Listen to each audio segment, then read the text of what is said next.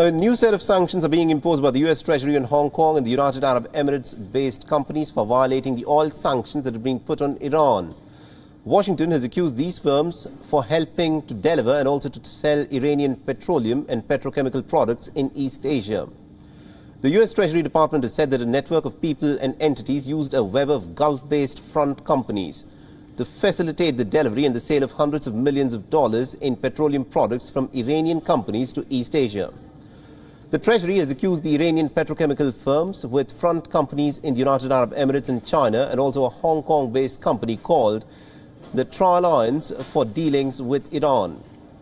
The Washington had earlier imposed sanctions on the Iranian petrochemical producers in the middle of June, as well as the China-based broker and an Indian national for allegedly managing businesses for the Hong Kong-based company Trillions.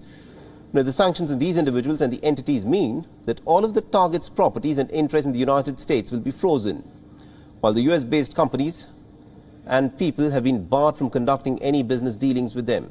The efforts made by Washington to revive the 2015 Iranian nuclear deal have been stalled since March. In 2018, the then US President Donald Trump, remember, had condemned this deal as the worst negotiated deal in American history and had decided to unilaterally walk out of the Joint Comprehensive Plan of Action.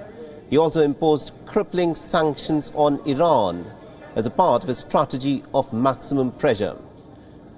Now, since the United States walked out of the agreement, the Trump administration also imposed heavy sanctions on Iran. Iran, too, has rolled back on its commitments which it had made as a part of the JCPOA.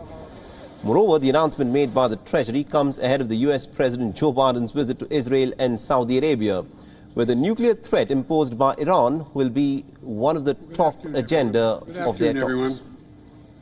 I know you're hearing a lot about something called supply chains.